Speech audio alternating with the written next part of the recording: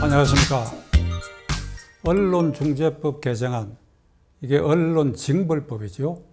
언론을 옥죄하는 언론징벌법에 대해서 국제사회의 자유 언론을 지키려고 하는 여러 단체들과 여러 나라들로부터 이 법안의 철회를 요구하는 목소리가 높아지고 있고, 급기야는 한국 언론의 자유가 옥죄고 있는 이 상황에 대해서 이걸 조롱거리가 되고 있습니다. 송영길 대표가 국경 없는 기자회가 뭣도 모르고 이 언론중재법 개정안을 비판하고 있다. 뭣도 모르고 비판하고 있다. 그러자 동아시아 국경 없는 기자회 회장이 여기에 즉각 반박 성명을 발표했는데, 한국의 국경 없는 기자회 소속의 기자가 3명이 상주해서 취재를 하고 있다. 뭣도 모르는 게 아니라 우리는 언론 상황을 자세히 알고 있다. 그런데 왜 한국이 언론 자유 국가에서 수위가 상당히 높았는데 왜 이렇게 서두르고 조급하게 구느냐라고 하는 경고와 동시에 탄식하는 성명을 발표하였습니다. 문재인 대통령은 2019년 청와대에서 국경 없는 기자회 사무총장을 면담하는 자리에서 나와 우리 정권은 언론 자유를 지켜왔고, 그리고 그 성과가 지금 나타나고 있을 뿐 아니라 국경 없는 기자회의 언론 자유 투쟁을 위한 노력에 우리는 기꺼이 동참하겠다, 이런 말까지 한 일이 있었는데, 이제 여당은 표변해가지고 국경 없는 기자회가 그동안에 한국의 언론 자유가 12년째 높은 수준에 올라 있다라고 하는 작년까지의 이 발표를 홍보를 해온 처지에 이제 와서 이 언론징벌법에 비판을 하니까 뭣도 모르고 그런다. 그러면 지금까지 국경 없는 기자회의 그 행동에 대해서, 그리고 한국 언론을 칭송했던 것에 대해서는, 그러면 그때는 뭣도 모르고가 아니라 뭣도 알고, 그러면 그대들이 국경 없는 기자회의 이러한 태도를, 그리고 문재인 대통령이 국경 없는 기자회 사무총장에게 언론 수호 투쟁에 동참하겠다. 뭣도 모르고 그런 말을 하고 뭣도 모르고 지금 그런 행동을 하는 것인가 하는 것을 강력하게 반문하지 않을 수가 없습니다. 이 한국의 이게 퇴행적인 언론 징벌법의 이 강행 통과에 대해서 국제 언론 기구가 일제히 들고 일어나서 이 반박하고 철회하라고 하는 성명을 발표하고 있는데, 지금 말씀드린 국경 없는 기자회 외에 국제 언론인 협회, 국제 신문협회, 국제 기자연맹 등이 한결같이 이 한국의 언론 징벌법에 대해서 철회하라라고 강력히 권고하고 있습니다. 시청자 여러분, 지금 대한민국은 이런 언론 단체들로부터 어떤 평가를 받고 왔느냐? 자유민주 질서를 지키고 언론 자유가 보호되고 있는 7개 선진국에 한국이 포함되어 있다. 인구 5천만이 넘고 국민 1인당 소득이 3만 불이 넘으며 자유민주 질서를 지키고, 그리고 언론이 자유가 보호되고 있다 하는 7개 나라, 미국, 일본, 이태리, 영국, 프랑스, 독일, 그리고 대한민국.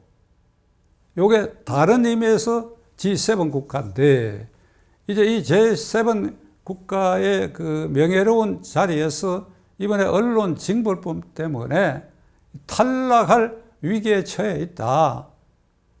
이게 얼마나 수치스럽고 망신스러우며 한국 국민으로서 이 자존심을 이 문재인 대통령이 지도하고 있는 이 정권에서 어떻게 이런 일이 벌어져 가지고 국민을 절망 속으로 빠뜨리고 있는가 탄식할 수밖에 없습니다. 미 의회의 초당적 인권위원회에 소속된 국회의원들이 북한의 전단을 뿌리내서 금지하는 법과 그리고 중국으로 탈북한 북한 주민들을 자유롭게 한국으로 송환하라고 하는 이러한 권고 결의를 하면서 한국 정부가 북한의 인권과 종교의 자유, 문화적 자유를 원천적으로 봉쇄하고 있는 이런 일들은 언론 침해 국가로 단죄될 수밖에 없다라고 하는 권고를 한 바가 있고, 또 미 하원 의원은 북한으로부터 탈북해서 중국에 체류하고 있는 탈북민들을 보호해야 하고 그리고 한국으로 송환하도록 해야 된다라고 하는 권고 서한을 받고 문재인 대통령은 그러한 조치를 하겠다고 했는데, 그 직후에 50여 명의 탈북민들이 중국 공안당국에서 북한으로 되돌려진 일이 언론에 보도된 바가 있습니다. 그 되돌려진 사람들의 운명은 어찌 됐으라는 건 여러분이 아마 상상할 수 있을 것입니다. 집단 수용으로 가거나 아니면 처형당했을 것입니다.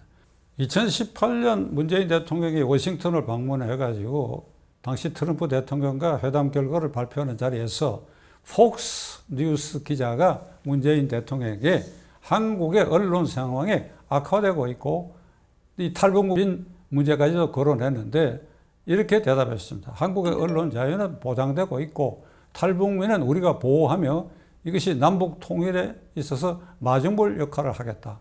아주 천연덕스럽게 그렇게 말했습니다만 실제로는 언론을 옥죄하는 이러한 언론징벌법이 물밑에서 계속 추진되어 왔고 급기야 이것은 현실적으로 문제가 된 터에 이르렀습니다. 앞에 열거한 국경 없는 기자회 등 국제 언론단체는 한국의 군사정권 이래의 민주화가 퇴보했을 때마다 그 한국의 민주화 운동을 하는 세력들에 대해서 응원을 고비고비마다 보내왔습니다. 그 응원에 힘입어 가지고 민주화 투쟁을 했던 오늘의 586 세대, 문재인 대통령을 비롯한 정권 핵심 실세들, 20대 초반에 50 정권과 저항하면서 언론 자유를 외쳤던 그들이 어찌하여 이런 국제 언론기구로부터 응원을 받았던 것을 까마득하게 잊고 누구는 이렇게까지 얘기합니다. 이번에 언론징벌법이 통과되게 되면 그것은 북한과 중국의 언론을 닮아가는 꼴이 될 것이다. 이러한 경고적 말이 계속 쏟아져 나오고 있고 여권 내부에서도 이것이 위헌적 요소가 있다고 하는 목소리가 오늘 아침 현재로 증폭되고 있습니다. 그 문재인 대통령은 이 언론징벌법을 강행하려고 하는 그 꼭지점에 실질적인 진두지휘자의 역할을 지금 하고 있다고 우리가 봐야 합니다. 지금까지 침묵하고 있어요. 침묵하고 있어요. 대통령 비서실장도 국회에 나와서 이 문제에 대해서는 언급을 회피할 정도가 되어 있습니다. 이게 청와대의 기본 생각이고 그것은 곧 문재인 대통령의 생각인데 문재인 대통령이 갖고 있는 언론징벌법에 대한 셈법은 내년 3월 9일 대통령 선거까지 언론징벌법을 무기로 해가지고 이 정권에 대한 그리고 이 정권 후보에 대한 비판에 언론의 자갈을 물려서 이 3월 9일 선거에서 정권을 연장하고 그리고 퇴임 이후에 이 언론 재갈법을 이용해갖고 그에게 가해질 일련의 사법 처리 수순을 밟아야 할 일들이 엄청나게 많지 않습니까? 이것을 언론에서 보도하지 못하도록 옥죄므로써 그가 사법적 속박으로부터 해방될 수 있는 길이 이 언론징벌법의 통과에 있다. 이런 계산을 하고 있지 않은 한 그는 지금 이 순간까지도 민심이 들끓고 있는데 침묵을 지킬 이유가 없다고 생각합니다. 그렇다면 언론징벌법으로 국제사회로부터 비난받고 조롱거리가 되어 있고 그리고 그 꼭지점에는 문재인 대통령이 있다면 결국 언론징벌법의 문제는 문재인이야 라고 하는 결론에 도달할 수밖에 없습니다. 시청자 여러분 어떻게 생각하십니까? 국회에서 이 법이 통과가 저지되도록 헌법상 제1기관인 국민인 우리로서는 무엇을 이 순간에 해야 할 것인가?